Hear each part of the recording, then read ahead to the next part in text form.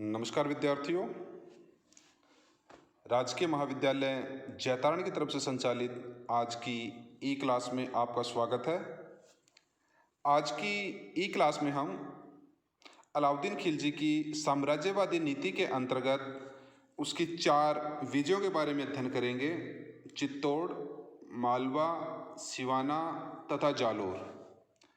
इससे पहले की 2 कक्षाओं के अंतर्गत हम सिंध व मुल्तान, जैसलमेर, गुजरात तथा रणथंबोर विजय के बारे में अध्ययन कर चुके हैं। आज हम इन 4 के बारे में चर्चा करेंगे। जैसा कि मैंने पहले भी आपको बताया था कि कई बार परीक्षा में प्रश्न पूछा जाता है कि अलाउद्दीन खिलजी की विजयों को क्रमबद्ध कीजिए।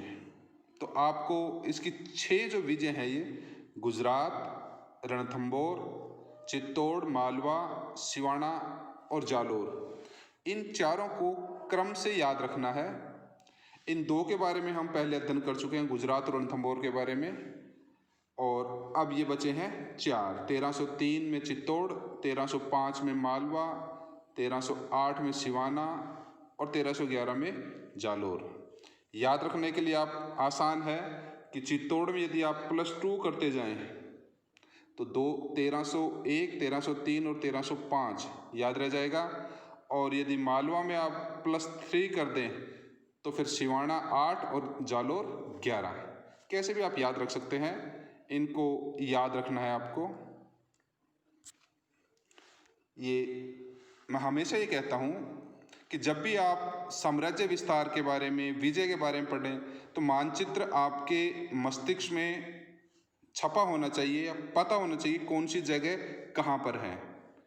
आज की कक्षा में जो हम स्थान पढ़ेंगे अलाउद्दीन खिलजी विजय संबंधित, उसमें आप मानचित्र में देख सकते हैं चित्तौड़, चित्तौड़ के बाद फिर ये मालवा क्षेत्र के 3 हैं, चंदेरी, धार और मांडू, और एक है जालोर। जालोर के पास ही था सिवाना। पहला, चित्तौड़ विजय।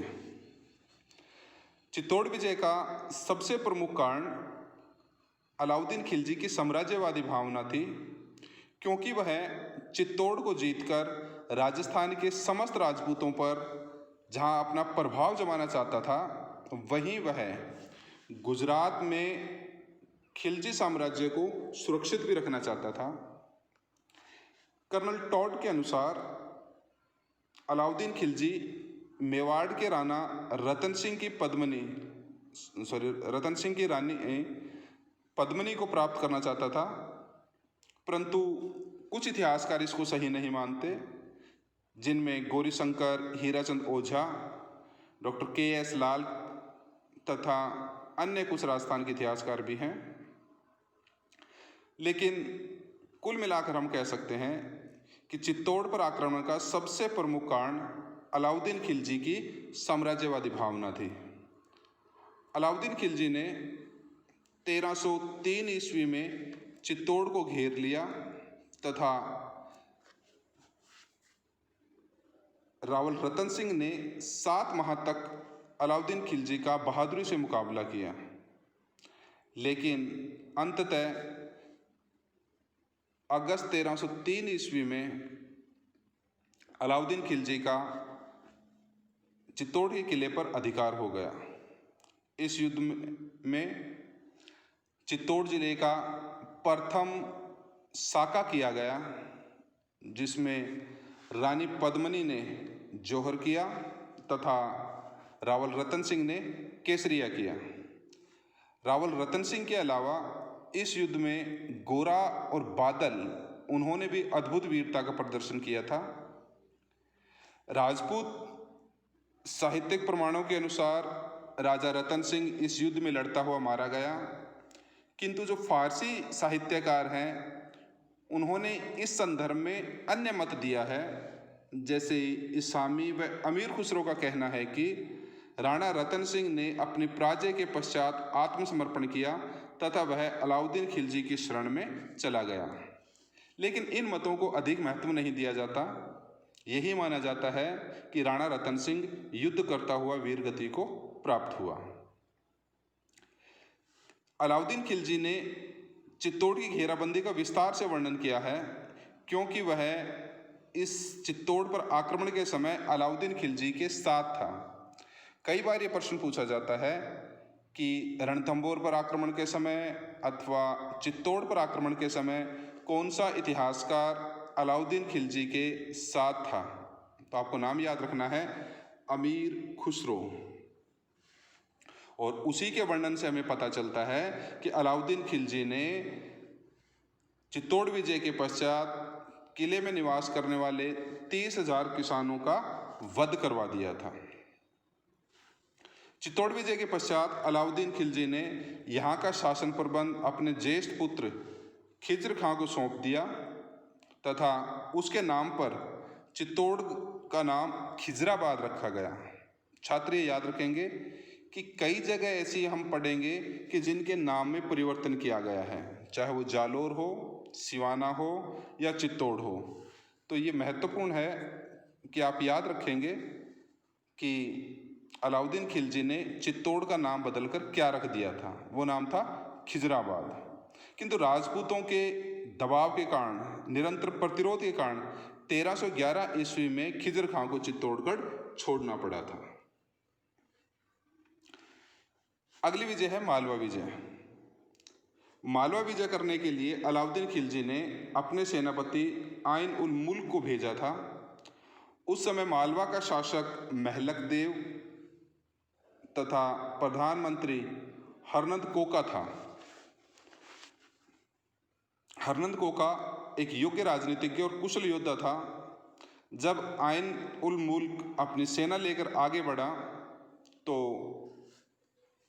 हरनंद कोका तथा महलक देव ने उसका मुकाबला किया, किंतु इस युद्ध में हरनंद कोका युद्ध करते हुए वीरगति को प्राप्त हुआ, जबकि महलक देव वहाँ से भाग गया और उसने भागकर मांडू में शरण ली, जो कि मालवा की राजधानी भी थी। इसके पश्चात आइन उल मुल्क ने मांडू पर आक्रमण किया तथा वहाँ पर युद्ध करते हुए महलक देव मारा गया। 1305 ईस्वी में मांडू के किले पर आइन उल मुल्क का अधिकार हो गया। इसके पश्चात आइन उल मुल्क ने मालवा के अन्य क्षेत्रों जैसे उज्जैन, धार, चंदेरी इस पर अधिकार कर लिया तथा अलाउद्दीन खिलजी ने उसे ही उन क्षेत्रों का विजेता घोषित कर दिया। फिर आता सिवाना विजय।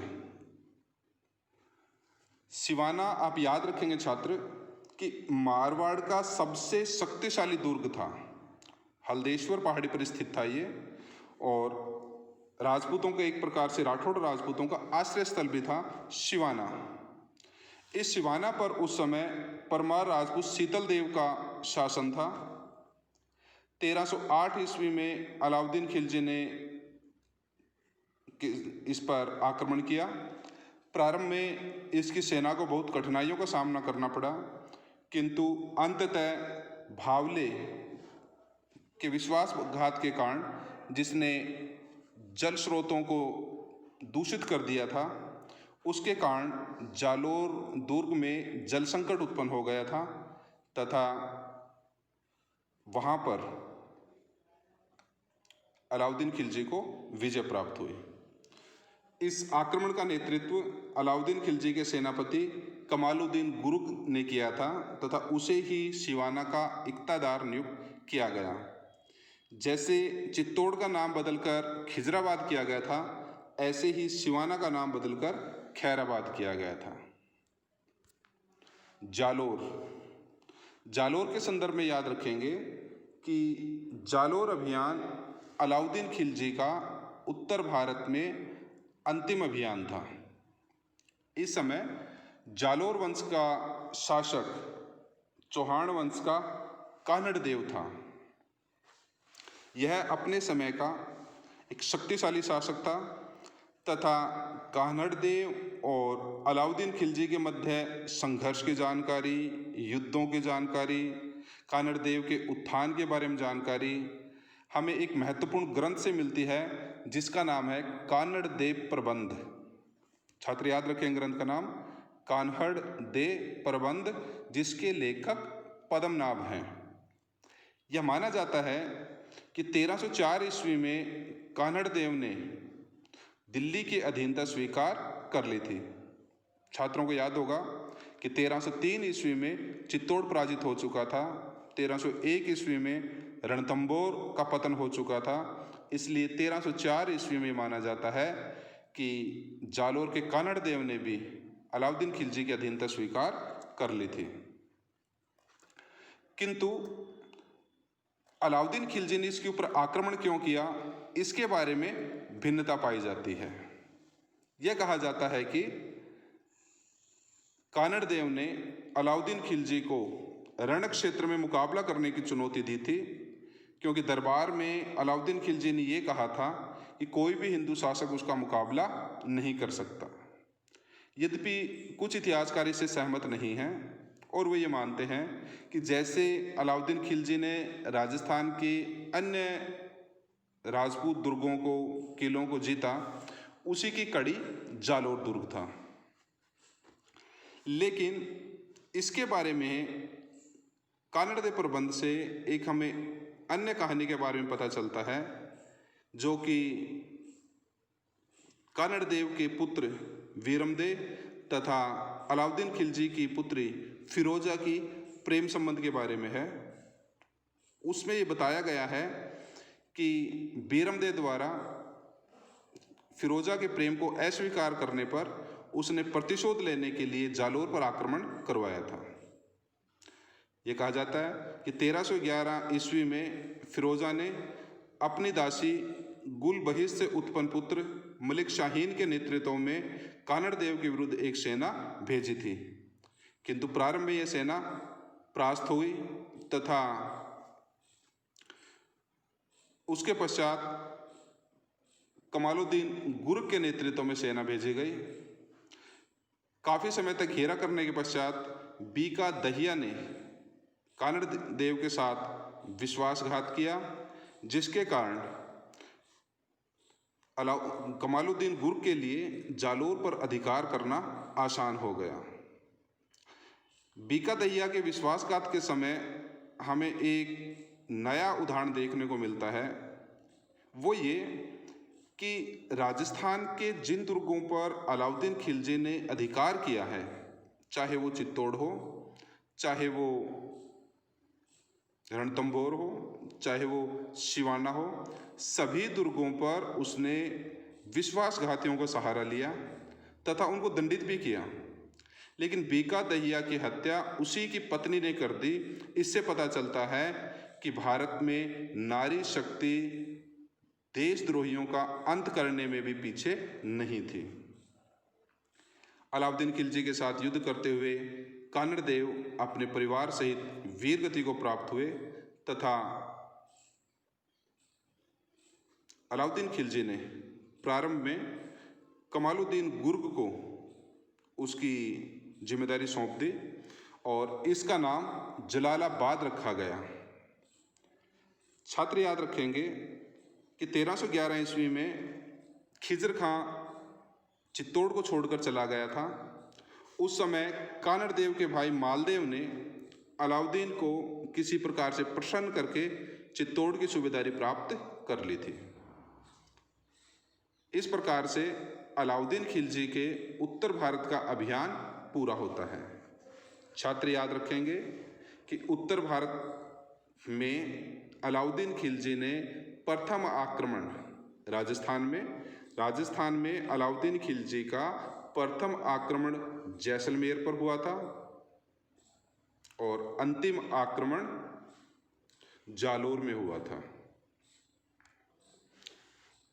इसमें जब छात्र याद रखें, ये याद रख लेना किस आक्रमण में उसने प्रत्यक्ष रूप से भाग लिया था और किस आक्रमण में उसके सेनापतियों ने भाग लिया था।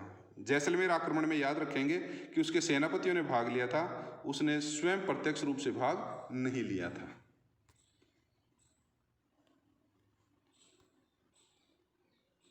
इस प्रकार अलाउद्दीन खिलजी ने भारत में एक विशाल साम्राज्य की स्थापना की।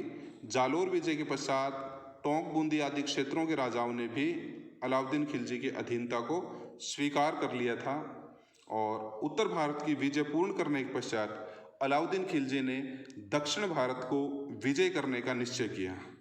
अगली कक्षा में हम अलाउद्दीन खिलजी की दक्षिण नीति के बारे में अध्ययन करेंगे। धन्यवाद।